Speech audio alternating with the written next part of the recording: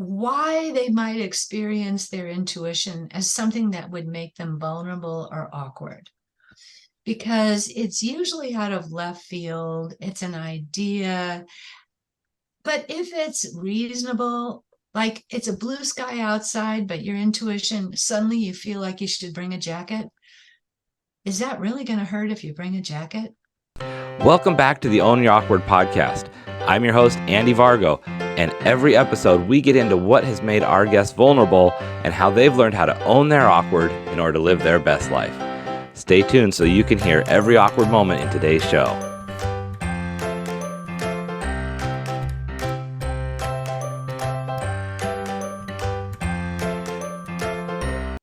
Hey friends, welcome back to another episode of the Own Your Awkward podcast. I am just super blessed today to have one of my newest friends joining me, Fran Gallaher. Fran, thank you so much for joining me. How are you today?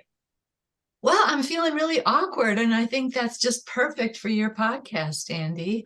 And I'm delighted to be here. And I love that you called me one of your new friends because I have enjoyed getting to know you so far, and I'd love to get to know you further.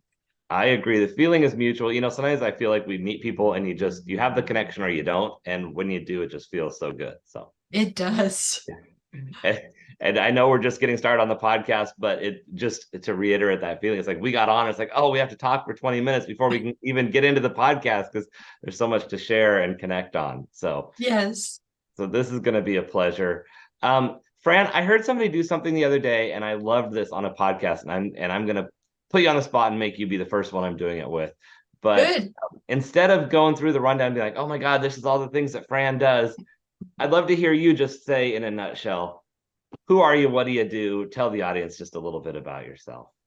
Okay. Well, I'm Fran Gallaher, and I have wrestled with what to call myself. And recently I decided executive leadership coach. And I use my extraordinary access to intuition to bring through life-changing information for my clients. I once met a CEO, and within literal moments of meeting him, I uncovered a fraud and embezzlement scheme. I told him how to find it, and he successfully found it and stopped it. So what Wow. I do is super powerful, and I'm learning how to get the message across. Right. I love that you point out that like you're learning what to call yourself because we have this thing in our heart that's like, this is what I do, but how do I word that in a way that people understand it and see the value? Yeah, my little nickname that I've chosen, with the help of one of your guests, Ruben Swartz of Mimiran fame, is to call myself Guru of Woo. Oh, I love that. Guru of Ru. That's just enough to make you question, like, oh, what does that mean? I love It that. means I'm weird, and it's pretty awkward, Andy. That's fair. I love it. And speaking of awkward, in just a couple minutes, we're going to put you on the spot because I cannot wait to dig into your awkward. It's going to be a great conversation. And just for you guys listening, I have no idea what it is, but that always makes it more fun for me to have these conversations because it makes it so genuine and real in the moment. But before we do that, I, I ask this a lot on my shows, and I'm mixing it up a little bit. But we just see so much negative out there. I just love to hear what my guests see as something really positive going on right now. So, one of the things I use with individuals and groups is a form of meditation called guided visualization. Mm. And it's a way that I tell an adult bedtime story, so to speak, to take people into a meditative state. And it's the easiest way for beginners to experience meditation. Mm. Well, when I started, I had usually at least one person in an audience or the occasional one person in a one-on-one who just could not go there. This doesn't happen anymore. I have people who are ready, eager. They know there's something more to life, and Mhm. they can't wait to find out what it is. Oh, I love that. So it's like the world is becoming more open to receiving the positive and receiving all the blessings that are out there. Oh, I couldn't have said it better, Andy. That's Thank what I heard you say between the words, I guess. I love that. You know, it's interesting. I first heard about like manifesting and visualization from a podcast guest on one of my early episodes, and they're like, "Yeah, I really believe in the power of manifesting." And I was taught by Bob Proctor, and she's going on, and I'm just like, "What is this?" Like, I want to know more. So afterwards, she sent me some. She's like, "Start with these videos and learn." And I remember I kind of got into like listening, but I really didn't get it at first. And a few years ago, I really started to understand it more and dove into it. And I had been picturing buying a brick building with my business offices on the bottom floor and living above it. And had been talking to people about this for about a year. And then the house that I was renting an apartment in the back of, the landlord sold kind of quickly a couple years ago. And I was like, it was this panic of like, what am I going to do? Where am I going to find a place? I was still kind of recovering from divorce stuff. And when I moved into, when I found a place, I was showing the place to my friend, same a picture, and it was a studio in a brick building right above a salon that's a business. And like I had 3 or 4 friends go, that's like a mini version of exactly what you've been talking about. And I'm like, wow, that really, like, it really made you go, gosh, that really does work. And so you've got to just take these steps. But not to go into my story and take it away from it, but when that just triggered that when you said that, I was like, yeah, it really does happen. So I love that you're doing these adult bedtime stories. That just sounds like such a fun way to open people up to the idea. Yeah, the first Tuesday of the month, I have a master class at 12 noon Mountain. You can find it on my website, and it is an experience of guided visualization. We'll also be talking about intuition, and I'm going to have some guests now and then. So maybe, Andy, you need to find whatever you know about intuition and join me, and we can chat. I would love that. That sounds fun. And I have definitely learned a lot the last couple of years because, you can call it trusting your gut or intuition or whatever, but I love that story of you meeting the CEO and just saying, hey, there's something here that's off. And you don't even have to have the evidence, but there's evidence there. Yeah, it was interesting. I was able to say, check the cell phone records of one of your senior leaders, and you will find what I'm talking about. Wow. That's I amazing. know that's how do I convey this though, Andy, that there's a world of information out there Mhm. for others as long as either they use their intuition or they hire me. Right. Yeah. Well, and I love that. And I love the word woo because woo just kind of explains that stuff that we can't always explain. It's like, you know what, it's there and it's amazing and it makes you kind of go, wow, how did that happen? But we don't always have an explanation. I'm in awe right now. So I'm like stunned. But let's hear about your awkward. What is your awkward thing, Fran, that you have just had to own? Andy, there's so many awkward things. So let me start by saying that I grew up in a family where there was abuse and neglect. Mhm, mhm. And I wasn't allowed to talk with my mother. I wasn't allowed to ask her questions.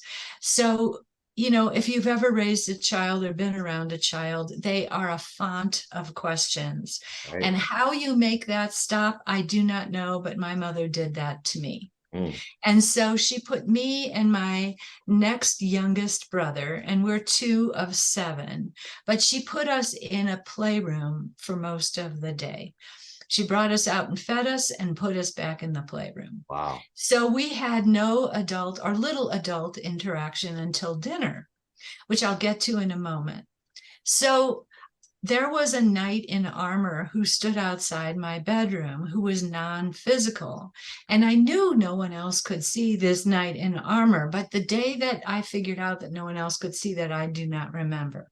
Hmm. But my mother tried to teach me how to make my bed. And it wasn't that I had any trouble learning how to make my bed. It was that I had to run as fast as I could past the knight in armor, Wow. make my bed, and then run back out as fast as So I this could. was a scary night. This was not a Well, there was no, he had his helmet on and his visor, and I couldn't see anything Yeah. inside the armor, you know? Right. Um, Later, many, many, many, many years, my guides showed me that I had always been assigned a protector, and he was one of them. Wow. So there were also faces in the wallpaper that spoke to me, and I saw into worlds. I saw into this boy's life. I didn't know.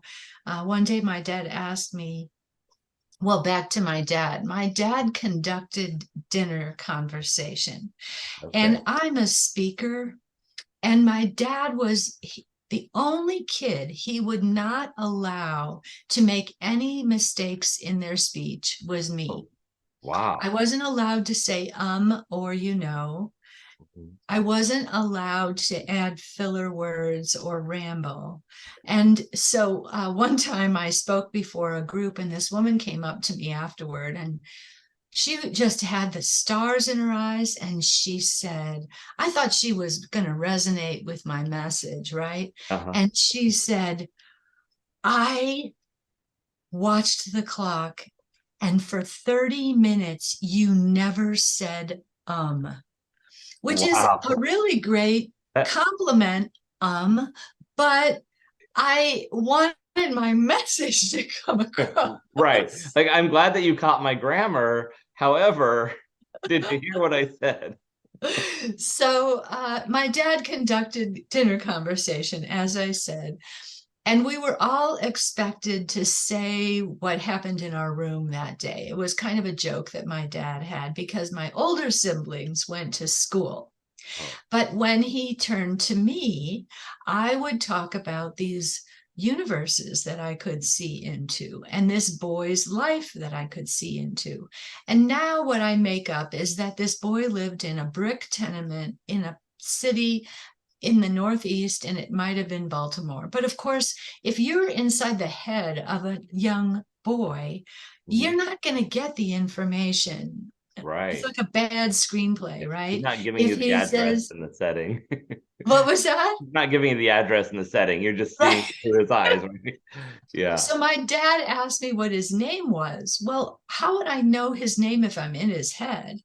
And so I named one of my dad's friends, whose name was Johnny Carey. And Okay. so I called him Johnny Carey. Well, my dad thought this was hilarious. And every day he wanted to hear what happened in Johnny Carey's life. Well, one day Johnny Carey got hit by a car, Oh, and he ended up with his arm in a cast. I remember seeing that, but then I never saw into his life again. hmm. So I don't know what happened to Johnny Carey. But in any case, uh, I was this peculiar child. I did not speak unless spoken to because that's how I was raised. Sure. And I did not speak in school, Andy, and I am not making this up. I did not speak until the middle of third grade Wow. because if I opened my mouth, no sound would come out. And I went to a Catholic school, and the nuns didn't even bother calling on me. I just sat quietly in the room. Mm. And one day, Robert Eisenman, Robert, if you're out there, he sent me a love note. And it was my given name, which I'm not going to share here. And so it said, I love you, and then my given name, because my dad had introduced me with my full name. And so for the first time, you had to stand up, you had to raise your hand, then stand up next to my desk and say, I would like to be called Fran. And Mm. that was the first time I spoke in school. Wow. And it took quite a while. And so the first awkward was that I didn't speak. And then obviously, once I started speaking, you can't make You just me never keep stop. quiet. Well, before I know there's more, but before you go too far past that, first of all, that had to be so powerful in the whole classroom. Like when people speak less and not at all, then when words do come out, I feel like it's so much more powerful. It's like people listen. And do you remember what that felt like for you, like to stand up and stand next to your desk and find the actual sounds? It took all the courage in my little being to Wow. do that. And I don't recall paying any attention to anyone's reaction. Mhm. I Wow. wish that's a really good point because I've also written a screenplay Wow. and I am rewriting it right now. That's a lie because I haven't had time for a few weeks, but boy, this Sunday I'm going to work on my screenplay. And I just went on a trip and I listened to this really cool, in-depth assessment of a screenplay that I studied to write my screenplay, which is called Little Miss Sunshine. Hmm. I adore that movie. And these commenters were saying, if you're familiar with the movie, Wayne vows to not speak until he reaches a certain goal. Hmm. And so they say that these commenters are saying, then it's going to be a big deal when he does speak. So echoing what your thoughts are, Yeah, Amy. fair. I can't imagine, like just as you were saying, someone else is vowing to not speak, and even just picturing you in school as a child. And I remember school, how many times there was an expectation of something to be said or read or shared. And I'm thinking about going through my day and how many times I interact with people vocally, and I think I don't even know how to do that. But I also don't shut up very well. So, Well, and then to contradict myself, I did speak a little on the playground. And here, strangely, I memorized the song Tell Laura I Love Her. mhm. And so kids would come to me on the playground to sing that song as entertainment. Oh, fun. And then the other awkward was that I grew up in a Catholic parish. Hmm. And most of the people who lived in this neighborhood were Catholic and they had fled the city and were out in the suburbs. And this is morbid, but I kept count of the suicides. Mm. And I stopped counting. I would count and go over who it was when I was falling asleep at night. Oh, wow. And it amounted to 26 or 27. And all of them were women, except for one boy who he was young too, which is unusual back then. My sister one time said she thought she knew why he took his own life. But then she forgot by the time I asked her because Mm. she wouldn't tell me before. But I think probably, and who knows, but I think probably he was feeling like he was gay. Mm. And that was not allowed in a Catholic Sure. parish Yeah. back then. So, in any case, one of my awkwards was that I always wanted to say what I thought was the truth, and I had no idea how to be diplomatic. So, one of the girls whose mother had taken her own life, along with the youngest children, Oh, goodness. uh, on the playground, I went up to her, and I was probably 7 or 8 years old. Yeah, I was just wondering, was this something you were doing as a younger child or as a middle school, high school? So you were still Oh pretty young at the goodness, stage. I was young enough to not know better. And Right. they had said that her mother simply had died. Mhm. And I went up to her and said, well, didn't your mother commit suicide? And she burst into tears and she went to the principal.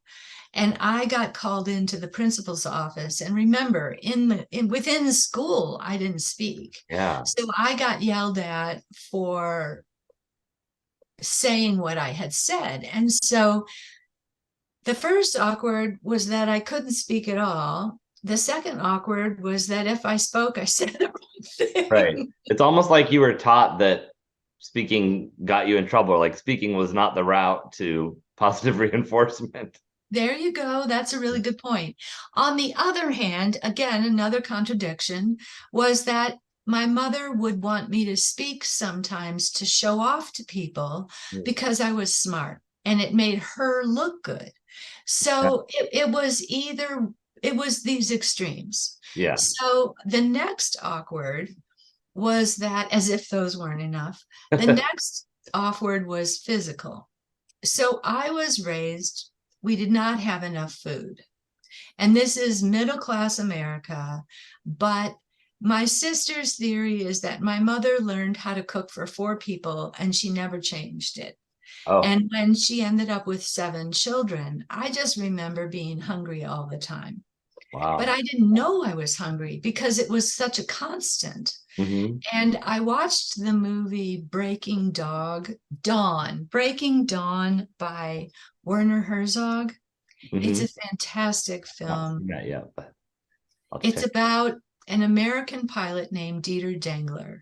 And Werner Herzog was so fascinated with Dieter Dengler that he did a documentary about him. And then he felt it wasn't enough, so he did a feature film. Wow. And in Breaking Dawn, this group of characters are in what could be loosely called a North Vietnamese um, prisoner of war camp.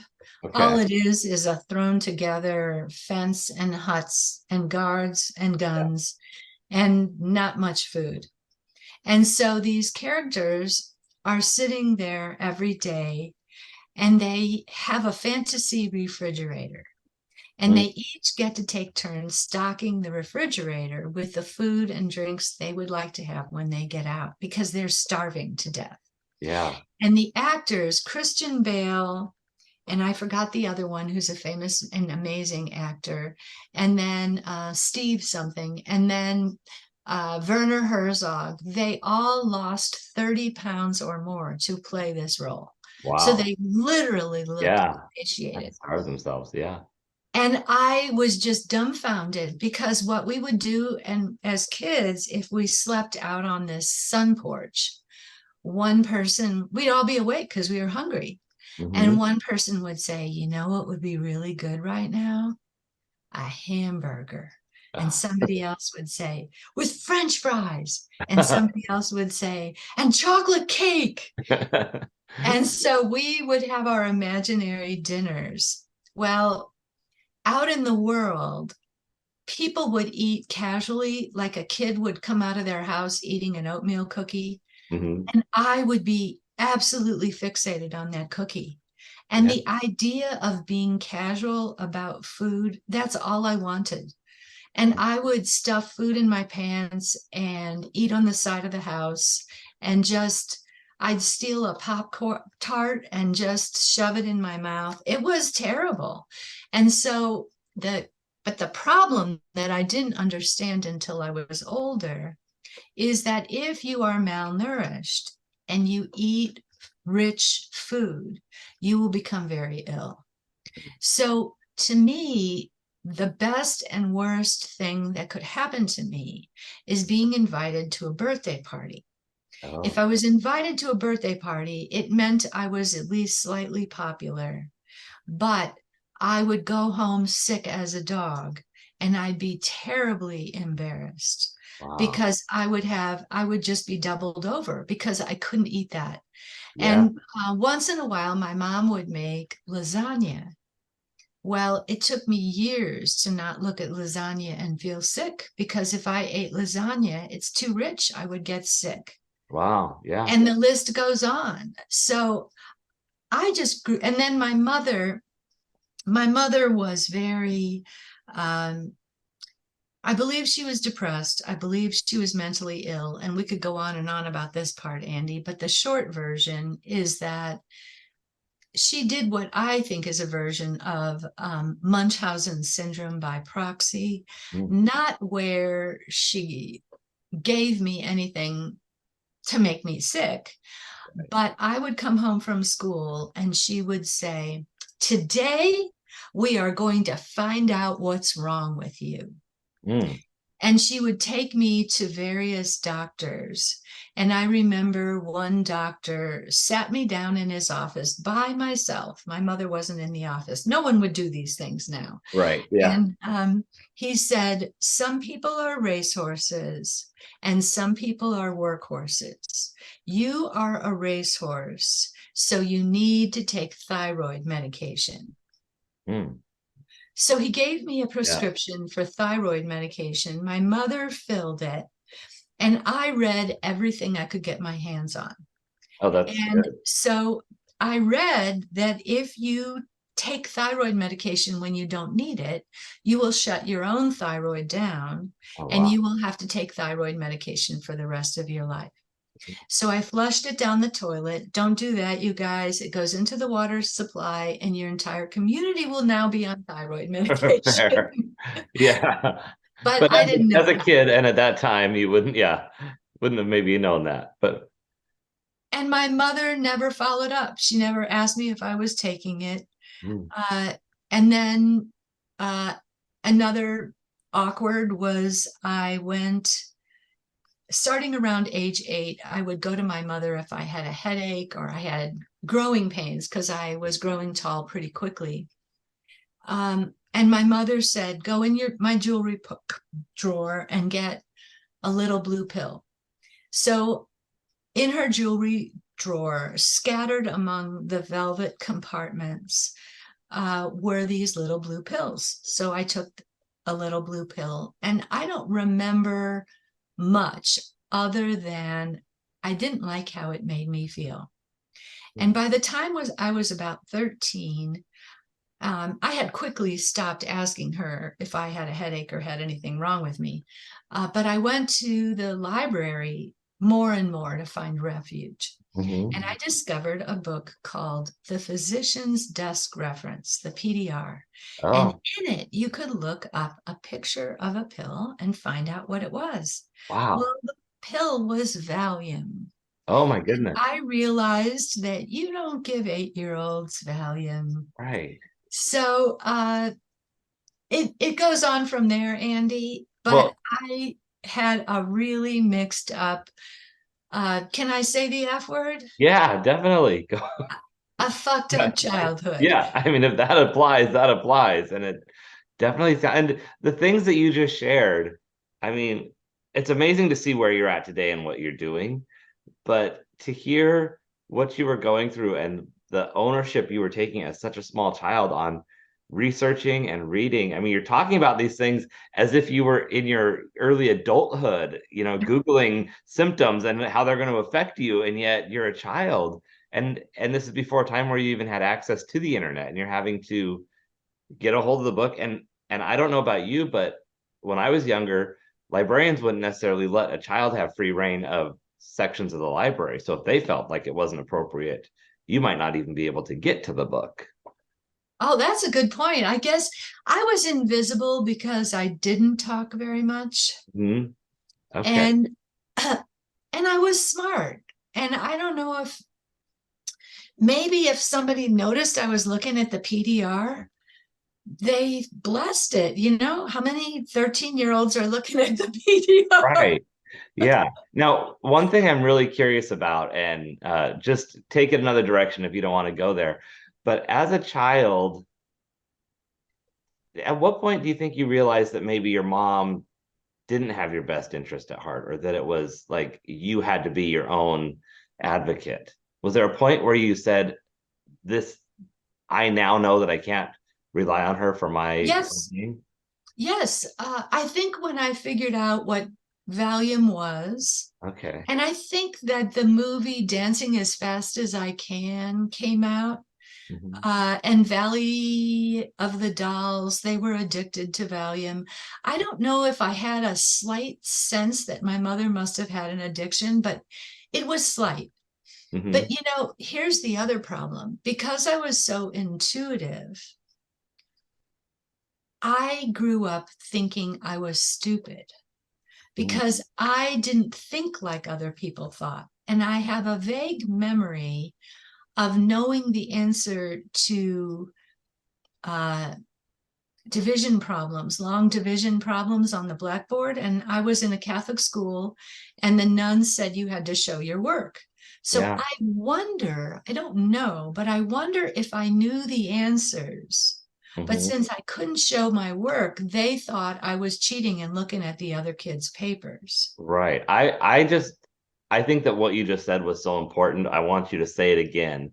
You thought you were stupid because I Why? didn't think the way other people thought. I didn't perceive things the way other people perceived. And I did have a family member who constantly told me I was stupid, I believe, because let's fast forward for a moment. Um, Quite a few years ago, I went to a wedding in my hometown. Hmm. And this family member, and I don't want to throw him under the bus. I kind of do, but anyway, um, I hadn't seen him in 5 years. Hmm. And he didn't say hello when he saw me. He spotted me across a church at the wedding. And the church was an old retrofitted for air conditioning church. So it was hot and blasting cold. And I had brought a scarf and I was wearing it around my shoulders. I was wearing a sleeveless dress. And he comes walking across the church and he comes up to me and he says, "Were you cold during the service?" Now, this man is a CPA. He is a grown up, he is a paragon in his community in certain ways. And this is his Anyway, greeting. This is the first thing he says. This pardon me? is the first thing he says to you. That's his greeting. Is were you? Were you cold during the service? And I said, yeah, the air conditioning was blowing on me. And he said, he pointed his finger at me and he said, then you're stupid. Wow. As an And adult, pardon me? as a grown adult, he's talking to you like that. So I burst out laughing. So we go to the Good for you. reception. We go to the reception and he walks up to me. And this time there's a little bit of fear in his eyes. And he says, you're stupid. And I burst out laughing again. The third time, he literally had panic in his eyes. And I realized, my God, he's done this to me my whole life. Right. And now he has no power over me and he doesn't know what to do. Yeah. So fast forward, let's say 3 or 4 years, another wedding. He asks me another strange question without greeting me. And when I answer it, he says, then you're stupid. And I looked at him and I said, you know, where I live now, no one talks to anyone that way. They only say positive things. I love that. And he went and sat down and stared into space for about 30 minutes. Then he Wow. came back and he said to me, I ought to buy you a drink. And I said, oh, that'd be great. You never bought me the drink. Right. At least he knows that he owes you probably way more than one, but oh my goodness. So I hope that no one from my family hears this podcast and recognizes who that is. But Oh, I think that my intuition made me think differently in ways that it took me years to accept. right. And in the middle of all this, when I was an adult, I wrote a short story and I shared it with a friend because I was writing through these years and journaling before I knew the word journaling. Sure. And also I got therapy as soon as I learned that such a thing existed. Hmm. Uh, but I wrote this short story and I shared it with a friend. And it bothered me because she didn't ask my permission, but she shared it with her husband. And her husband called me up and he said, would you like to rewrite the Florida Department of Transportation Highway Improvement Manual? Hmm. And I said, why, yes, of course. So Right. that's how I became a technical writer. Wow. Okay. And I wrote software and hardware users guides in a step-by-step manner.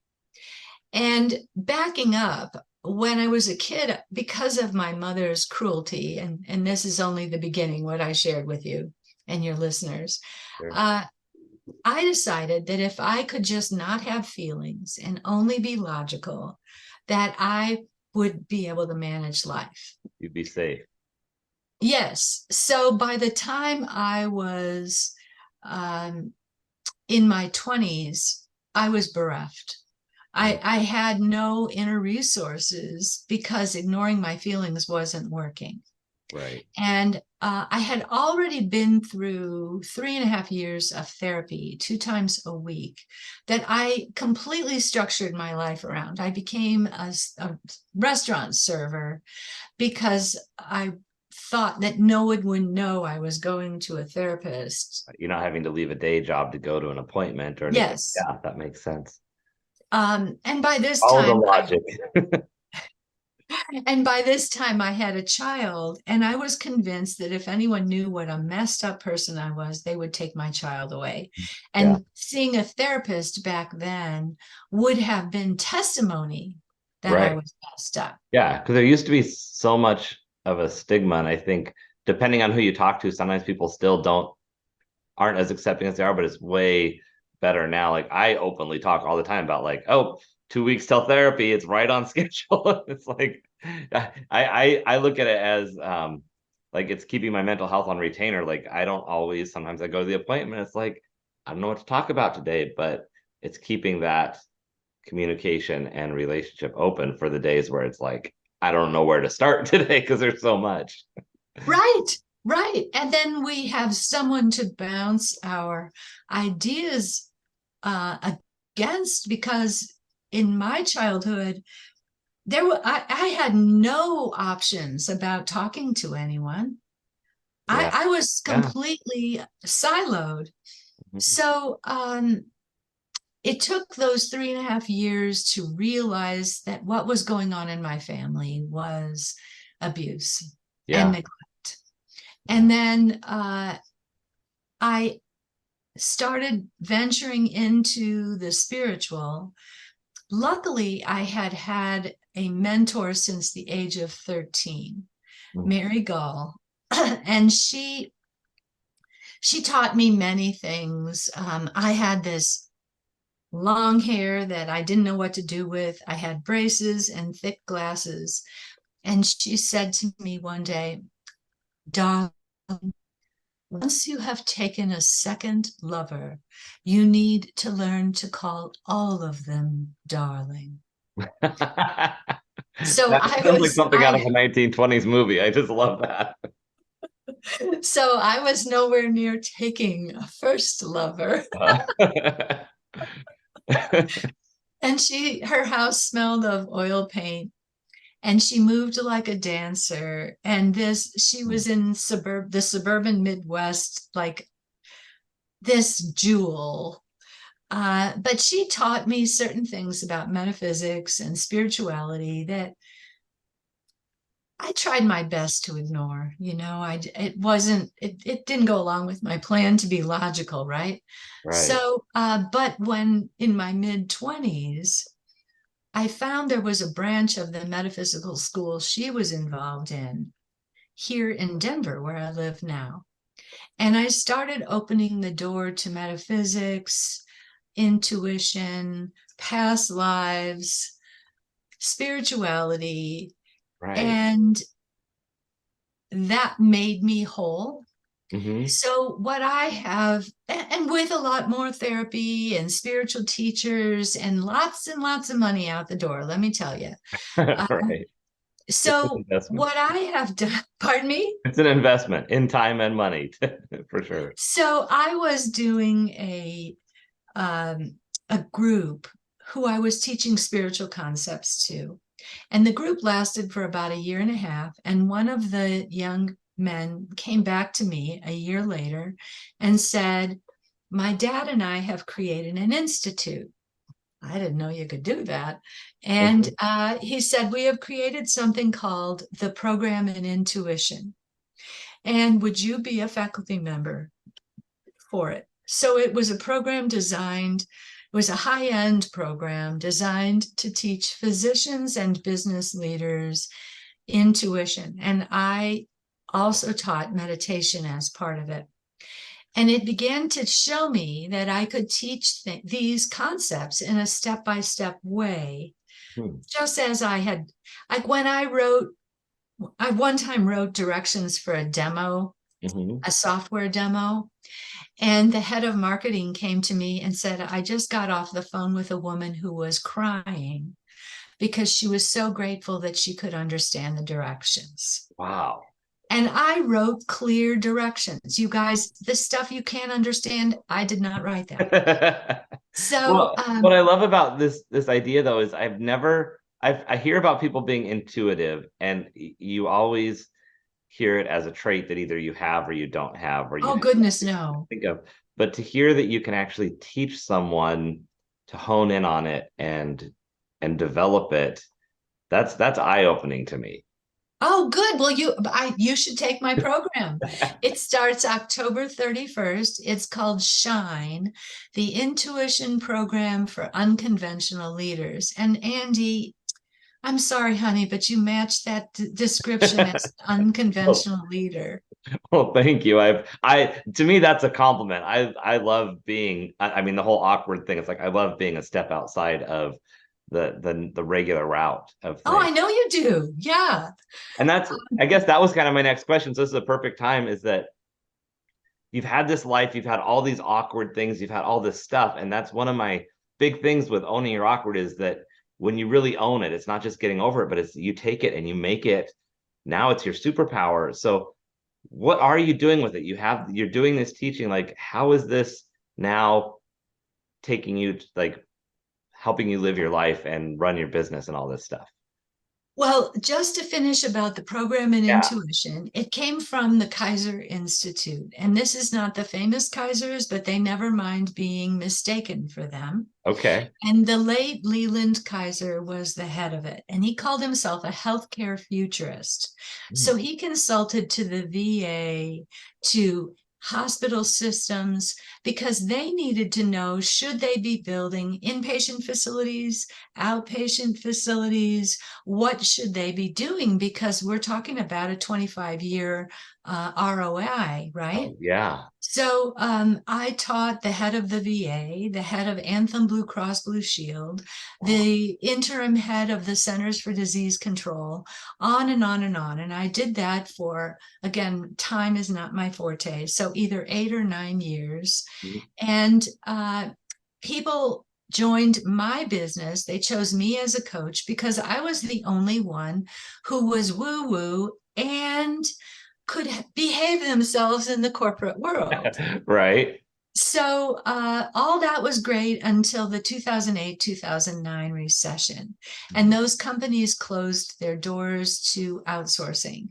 So I've been trying to figure out how to present myself and be a better business person and make all this work since then. Sure. And the way I use my intuition is that when I work one on one with a client, we establish rapport very, very quickly. And I joke that I have X-ray vision because I can see into your life or whoever's life, and I can see what might need attention. Yeah. I also joke that I call myself a coach, but coaches are supposed to ask questions and let their clients answer them. And I'm a bad coach because I answer some of those questions myself. So, uh, I could just see a tagline of the worst coach you'll ever be glad you hired. oh, that's great. Ruben would approve of that. Right. So, the program starts October 31st, as I said, Hmm. and you will learn that your aha moments are your intuition. Those Okay. sudden insights that are full blown, like, oh, I forgot my cell phone as you drive away from the house. That's your intuition. Intuition is one way the brain works, Right. but our education has emphasized logic. And Mm. so, if you do not develop your intuition, you're only half smart, dude. Well, no, I love that cell phone example because I know there's so many times where, and I've done this where I walk into a room and realize my fly's undone, and I don't know why. All of a sudden, it's like I don't remember zipping. Like I get ready, I do my belt, and I go out for the day, and it's like I feel like there was another step, and I don't know why. In that moment, it makes me think, did I do that? But yeah, I can't explain where the thought came from because it wasn't like it was extra cold outside or anything. Like there wasn't a feeling. It was just something intuitive. And I've had, And Andy, honey, that was a little too much information for the I, rest of us. I'm good at TMI.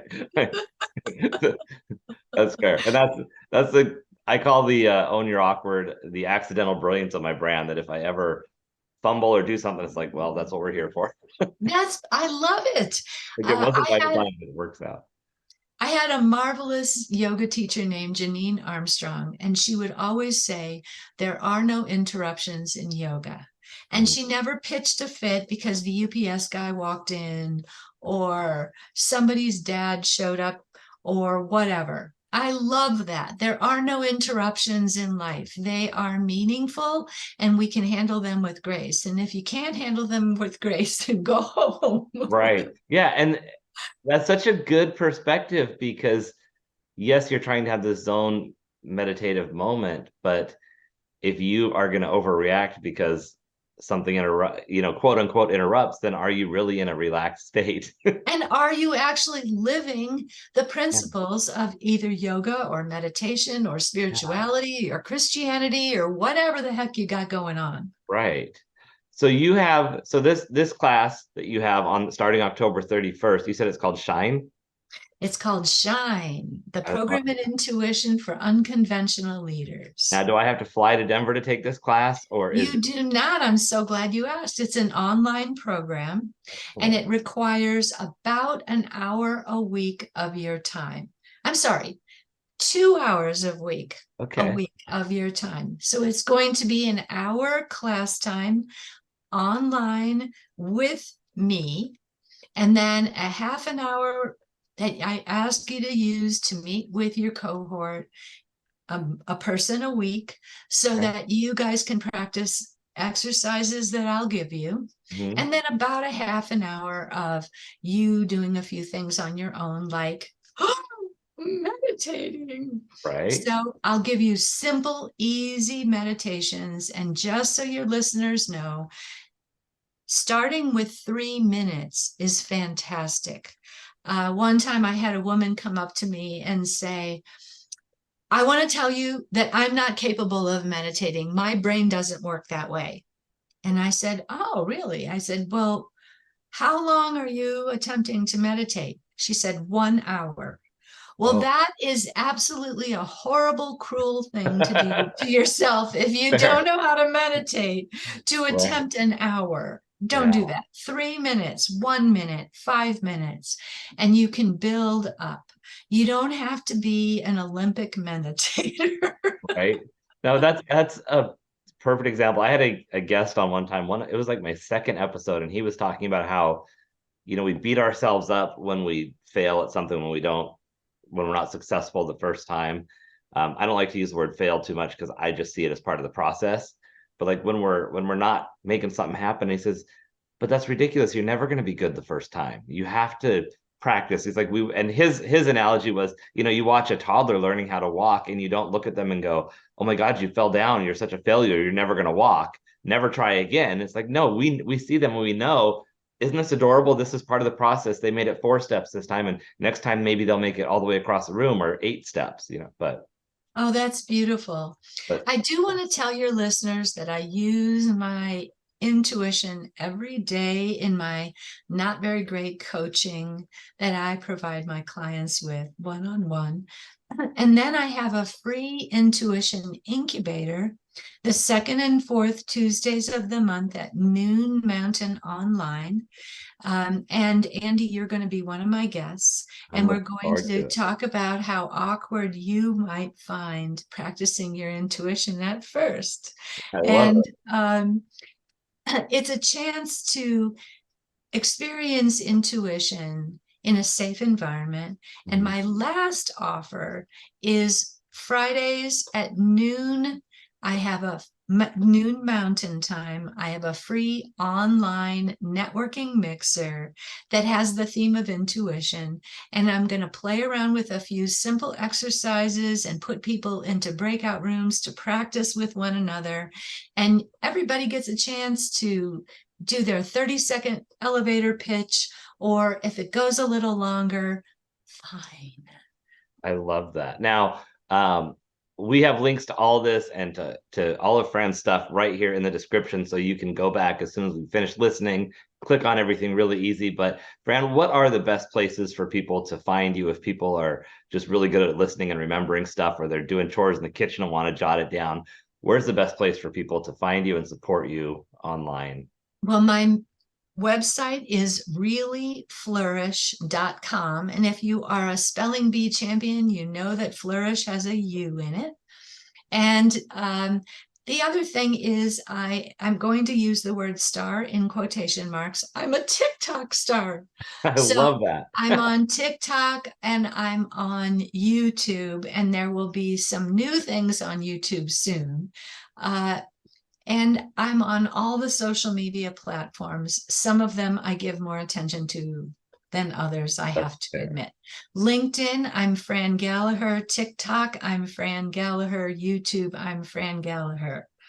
Excellent. And to make it easy, click the link in the thing in the description here and give Fran some love, give her some follows, because just getting more support out there, even if you can't make it to a thing, or just it always means so much when you can get another follower, like a video, comment. It just really helps. Like sometimes we want to support small businesses and we like, oh my gosh, there's all these people I want to support. Maybe I don't have the dollars to give to all of them, but we can give them our love, and that's Oh, free, right? perfect. You know? I feel your love, Andy. And I just want to say that for me, excavating, uncovering, recognizing, and develop my intuition was my path to wholeness. And Mm. that's how I teach it, because we're going to embrace our emotions. We're going to understand that they are the flags on our experience that tell us whether to go right or left, or forward or backward. And we also have a ball with what we do. I love that. And I love this whole journey that you've shared today because, you started talking about this knight in armor outside your door and being penned up in the room and not talking in school.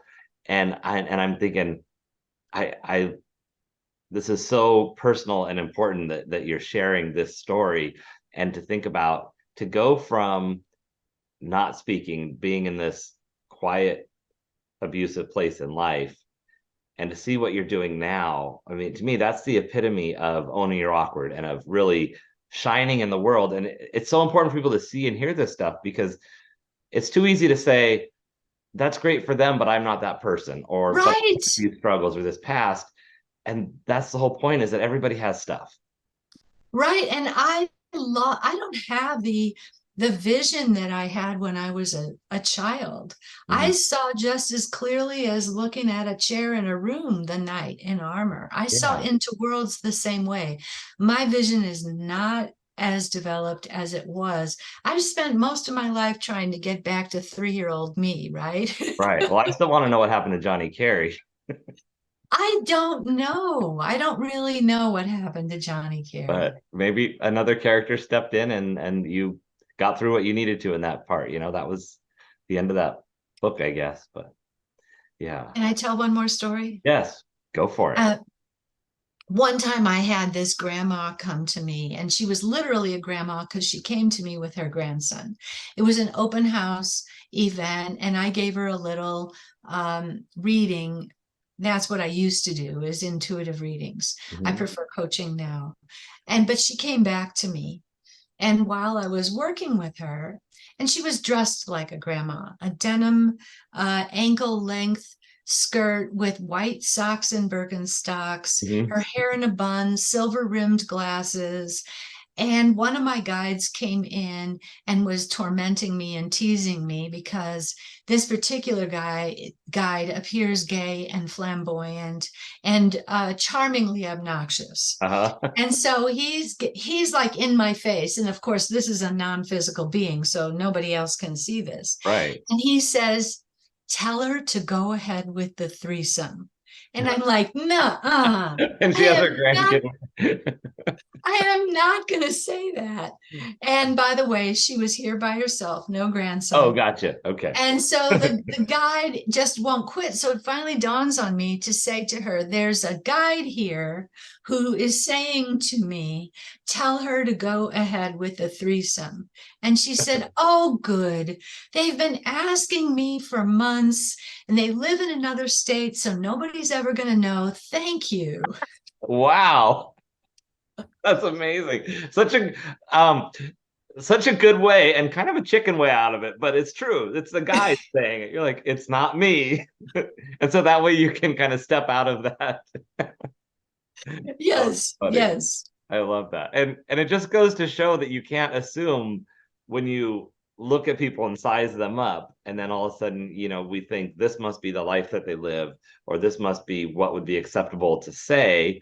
And granted, we want to, you know, be careful around, what we throw out there, but um, be a little intuitive of what you can get away with, but you never know. Yeah, yeah. And you have to make sure that your intuition isn't covering a little bit of anger or resentment. Sure.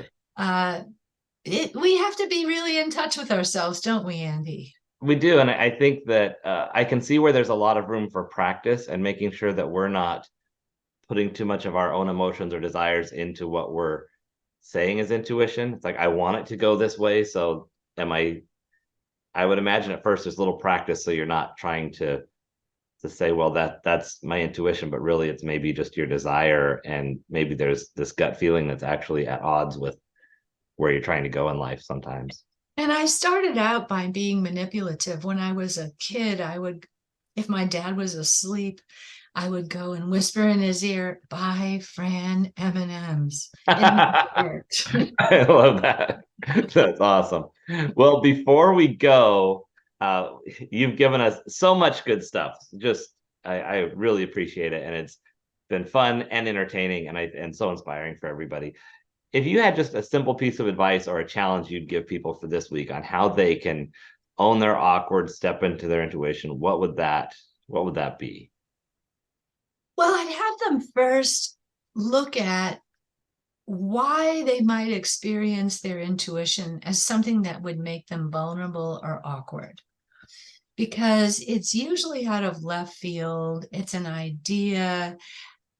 But if it's reasonable, like it's a blue sky outside, but your intuition, suddenly you feel like you should bring a jacket. Is that really going to hurt if you bring a jacket?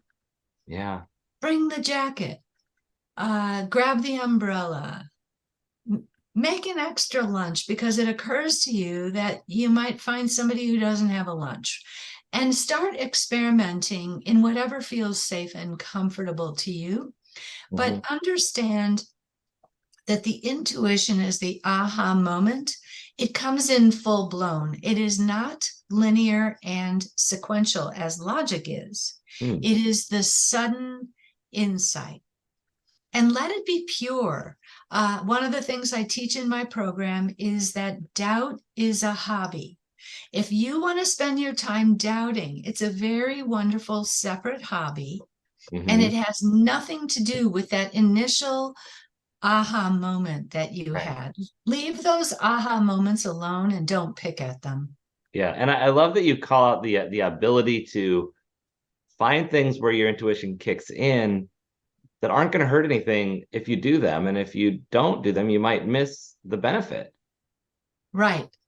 So, you could say, well, there's no loss really if you don't do it, but you don't really know what that loss is. And then start looking for your intuition in your mistakes.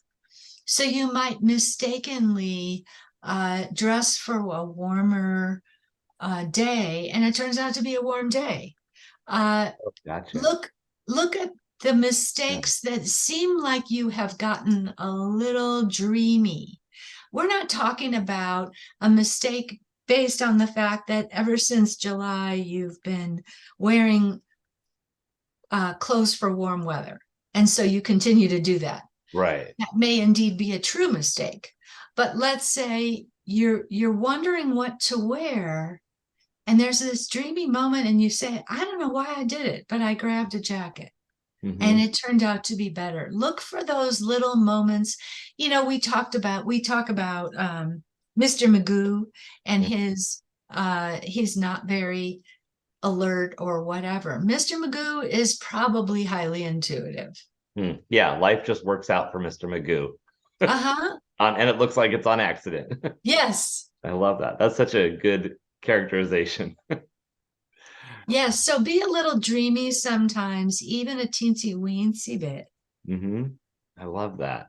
Well, thank you, Fran, the guru of woo, the worst coach you'll be glad you hired, whatever we're I love going it. with. I love it. People, be sure you get in there, sign up for Shine, join the weekly lives, the different classes that you're doing, because I think that we'll all be happy when we can embrace our intuitive side just a little bit more and lean into it. You'll be twice as smart, let me tell you. I love that. Well, thank you so much, Fran. Everybody else, go out there, look up Fran, follow her, give her the love online.